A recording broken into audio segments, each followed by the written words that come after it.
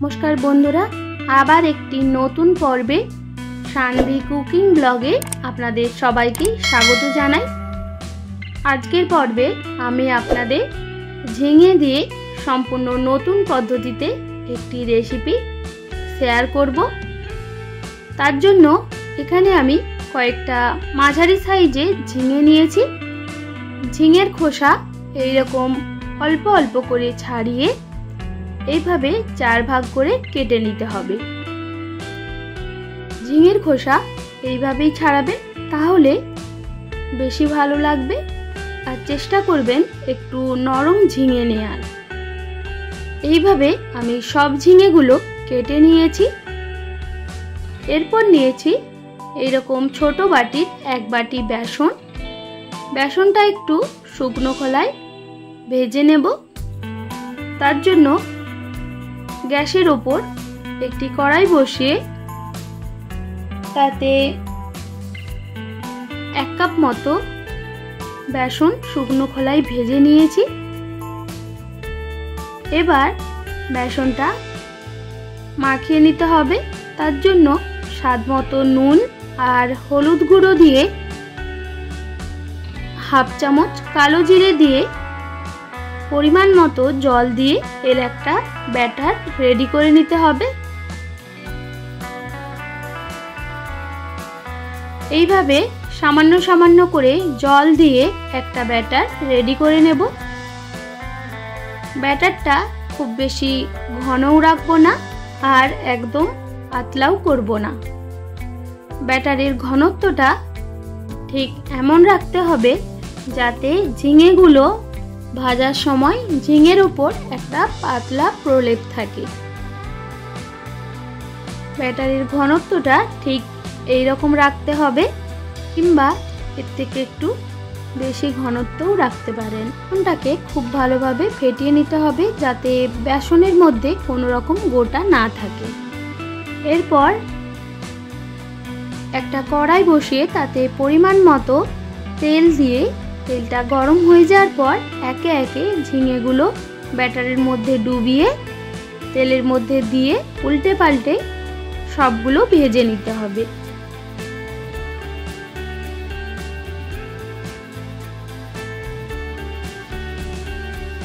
এক সাইড থেকে খুব ভালোভাবে ভাজা হয়ে গেলে অপর সাইডটাও উল্টে একদম লাল করে ভেজে নিতে হবে।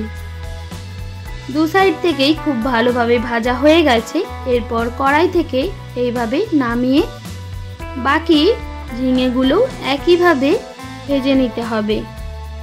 আপনারা এখানে ঝিঙের পরিমাণ কমিয়ে কিংবা বাড়িয়ে নিতে পারেন।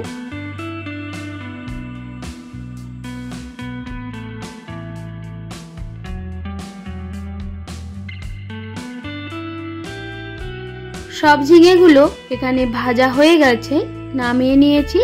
এরপর একটা মশলা রেডি করে নিতে হবে। তার জন্য এখানে একটা মিক্সিং জার নিয়েছি। তাতে দিয়ে দেব 1 চামচ পোস্ত, আর দিয়ে দেব 2 চামচ সাদা তিল, আর দিয়ে দেব 1 চামচ গোটা জিরে, আর 2 থেকে 3টা কাঁচা লঙ্কা। ঝালের পরিমাণটা আপনারা অবশ্যই কম বেশি করে নিতে পারেন। এবার পরিমাণ মতো জল দিয়ে একদম এটা মিহি পেস্ট বানিয়ে নিতে হবে। এরপর এখানে অ্যাড করে দেব একটা ছোট সাইজে টমেটো কুচি। এবার সব কিছু একসঙ্গে আবারও একটা পেস্ট বানিয়ে নেব। ঠিক এই রকম একদম মিহি পেস্ট বানিয়ে নিয়েছি। এরপর কড়াই থেকে কিছুটা পরিমাণে তেল কমিয়ে নিয়ে তাতে 1/2 চামচ মতো পাঁচফোড়নটা ভেজে নিয়ে তাতে বেটে রাখা মশলা অ্যাড করে দেব। এবার খুব ভালোভাবে 2 থেকে 3 মিনিট হাতে সময় নিয়ে মশলা কষিয়ে নিতে হবে।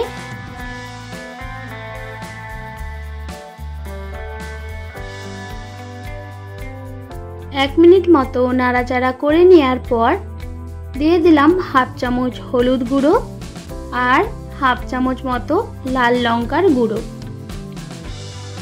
এবার খুব ভালোভাবে মশলার সঙ্গে মিক্স করে নিতে হবে।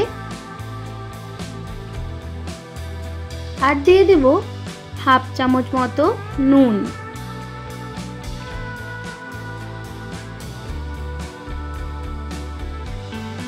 মশলা কষানো হয়ে গেছে।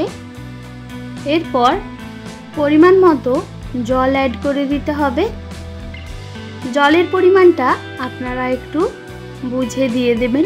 কেমন গ্রেভি রাখতে চান সেই বুঝে জলের পরিমাণটা কমিয়ে কিংবা বাড়িয়ে নিতে পারেন।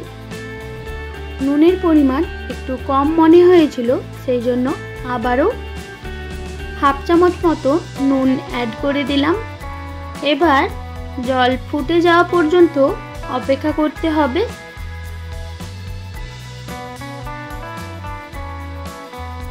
খুব ভালোভাবে যে মশলার গ্রেভি ছিল সেটা ফুটতে শুরু হয়েছে। এবার ভেজে তুলে রাখা ঝিঙেগুলো দিয়ে আবারও সব কিছু একসঙ্গে মিক্স করে নিতে হবে।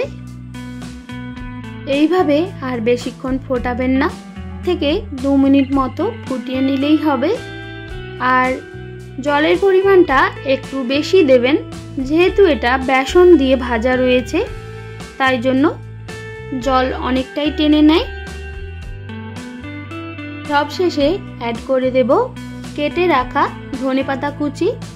ধনেপাতা কুচির জায়গায় আপনারা চাইলে গরম মশলাও অ্যাড করে দিতে পারেন। আর দিয়ে দিতে হবে স্বাদ মতো চিনি। এবার সব কিছু একসঙ্গে মিক্স করে নিলেই রেডি হয়ে যাবে সম্পূর্ণ নিরামিষ পদ্ধতিতে ঝিঙের ঝাল। আশা করি আজকের রেসিপিটা আপনাদের ভালো লেগেছে। যদি ভালো লেগে থাকে একটি লাইক আর বন্ধুদের সঙ্গে শেয়ার করে দেবেন। আর এই রকমই নিত্য নতুন রান্নার আপডেট পেতে সানভি কুকিং ব্লগ চ্যানেলটিকে সাবস্ক্রাইব করে পাশে থাকার অনুরোধ রইল। আপনারা সবাই খুব ভালো থাকবেন, সুস্থ থাকবেন। আপনাদের মূল্যবান সময় এতক্ষণ আমার সঙ্গে থাকার জন্য সবাইকে অনেক ধন্যবাদ। দেখা হচ্ছে আবার নতুন কোনো রেসিপির সঙ্গে।